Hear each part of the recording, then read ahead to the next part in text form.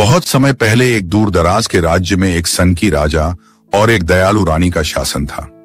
राजा का नाम राघव था और रानी का नाम मेघा। राजा राघव का स्वभाव अजीब था।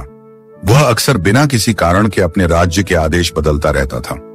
एक दिन वह अचानक आदेश देता कि सभी लोगों को अपने घरों के दरवाजे खोलने होंगे और अगले दिन बिना किसी पूर्व सूचना के उन्हें बंद करने का आदेश दे देता। लोग परेशान हो जाते, लेकिन राजा की सनक के आगे किसी की नहीं चलती थी। रानी मेघा का स्वभाव इसके ठीक विपरीत था। वह हमेशा राज्य के लोगों के दुखों को समझती और उनकी मदद करने के लिए कुछ न कुछ करती रहती। एक दिन जब राजा ने आदेश दिया कि राज्य के सभी बगीचों में से पेड़ काट दिए जाएं, क्योंकि उसे लगता था कि बगीचे उसकी सत्ता का मजाक बना रहे हैं, तो रानी मेघा ने उसे शांत करने का प्रयास किया।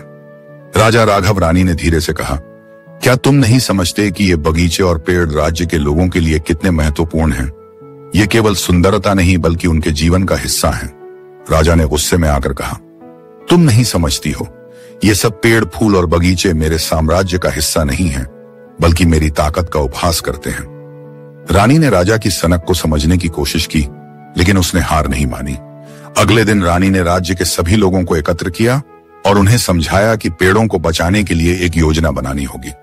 सभी लोग एकजुट हुए और रानी के साथ मिलकर एक शांतिपूर्ण आंदोलन शुरू किया। उन्होंने राजा के सामने एक अनुरोध रखा कि राज्य में पेड़ पौधों को काटने के बजाय उनका संरक्षण किया जाए, ताकि आने वाली पीढ़ियां भी उनका लाभ उठा सकें। राजा ने जब देखा कि राज्य के लोग इतने जुझारू और एकजुट हो गए हैं, तो वह चौंक गया। उसने पहले तो रानी की बातों को नजरअंदाज किया, लेकिन धीरे धीरे उसे समझ में आने लगा कि रानी का दृष्टिकोण सही था। रानी की दयालुता और समझदारी ने राजा को बदल दिया। राजा ने आखिरकार अपना आदेश वापस लिया और बगीचों को बचाने का फैसला किया। उसने यह भी निर्णय लिया कि अब से वह अपने निर्णयों में रानी की सलाह लिया करेगा। समय के साथ राजा राघव का व्यवहार बदलने लगा। वह अब केवल अपनी सनक के कारण राज्य की राजनीति नहीं करता था, बल्कि वह लोगों की भलाई के बारे में भी सोचने लगा। रानी मेघा की दयालुता और समझ ने राज्य को एक नए युग में प्रवेश दिलाया।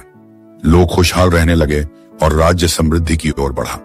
इस कहानी से यह शिक्षा मिलती है कि दयालुता और समझदारी के साथ बदलाव लाया जा सकता है, भले ही परिस्थिति कितनी भी कठिन क्यों न हो। हमारी बताई कहानी आपको अच्छी लगी हो तो वीडियो को लाइक करें, शेयर करें और भी बेहतर वीडियो देखने के लिए हमारे चैनल मोटिवेशनल स्टोरी को सब्सक्राइब करें। धन्यवाद।